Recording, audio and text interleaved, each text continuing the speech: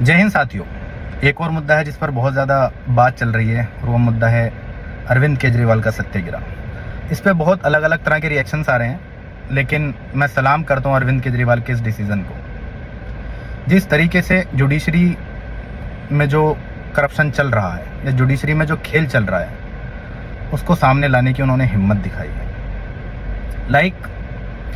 मुझे लगता है कि हर चीज़ के ऊपर संविधान है।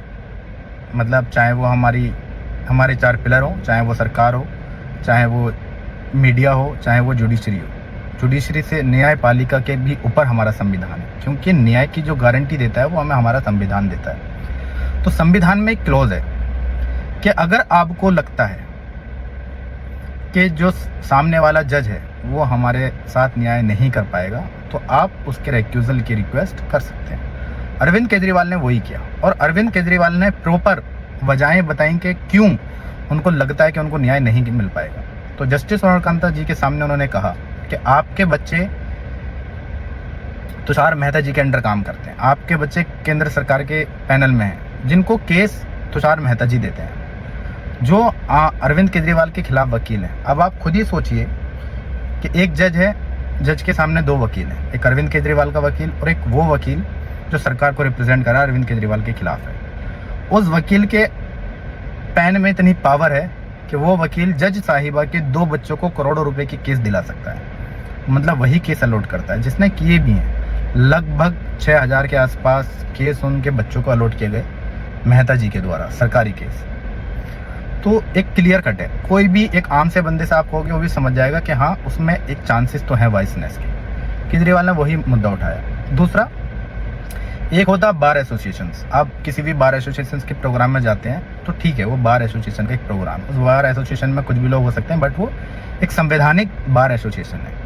लेकिन जिस प्रोग्राम की बात अरविंद केजरीवाल कर रहे हैं वो किसी बार एसोसिएशन के प्रोग्राम नहीं थे। आरएसएस का एक संगठन, आरएसएस का जो अधिवक्ताओं का संगठन था, उसके प्रोग्राम में जज साहिबा 4 बार गई हैं और जज साहिबा ने उसमें कबूल किया है कि जब जब मैं आपके प्रोग्राम में आती हूँ उसके बाद मेरा प्रमोशन हो जाता है और अगली बार मैं उसके और बड़े पद पर होकर आती हूँ। तो क्लियर कट वो दिखाता है कि उनकी आरएसएस से नज़दीकियाँ रही हैं, जबकि ये पॉलिटिकल केस है। आरएसएस ही केजरीवाल को ख़त्म करना चाहता है और बर्बाद करना चाहता है। तो ऑब्वियसली उसमें क्लियर कट वाइसनेस के सबूत या वाइसनेस की गुंजाइश दिखती है। लेकिन जस्टिस सोनारकांता ने खुद को उस केस से अलग होने के लिए मना कर दिया। जबकि होता ऐसा है कि अगर जज को भी लगता है कि हाँ यार मेरे रिलेटिव्स इसमें यहाँ कनेक्टेड है तो खुद ही पीछे हट जाता है। अब जब सामने आपके ऐसा जज हो जिससे आपको उम्मीद ही नहीं है तो आप कितने भी महंगा वकील वहाँ भेज लें, फैसला जो आएगा वो सबको पता ही है। लेकिन अभी तक सब इस चीज़ से बोलने से डरते थे और सबको लगता था कि जिस तरीके से सबको एक डर था कि चलो ठीक है, सब इधर से एक मीडिया है वो बिकाऊ है, वो सब गोदी मीडिया बन चुकी है या और भी चीज़ें हैं, सरकारी अफसर हैं, उनको तबादले केंद्र सरकार करती है तो ऑब्वियसली उनके पक्ष में रहते हैं। लेकिन जिस दिन न्यायपालिका केंद्र सरकार के इशारे पर काम करने लग जाए उस दिन से देश को खतरा है। और जबकि देखा गया है बहुत सारे केसेस में केंद्र जजेस वही फैसले सुनाते हैं जो केंद्र सरकार चाहती है। और आपने देखा भी होगा कुछ जजेस तो ऐसे हैं जिन्होंने अपना रिटायरमेंट के बाद राज्यसभा सांसद भी चले गए।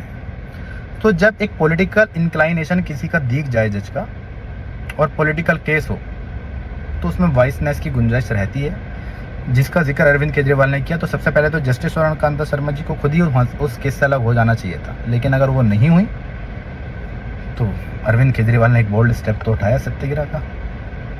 देखते हैं आगे क्या होता है।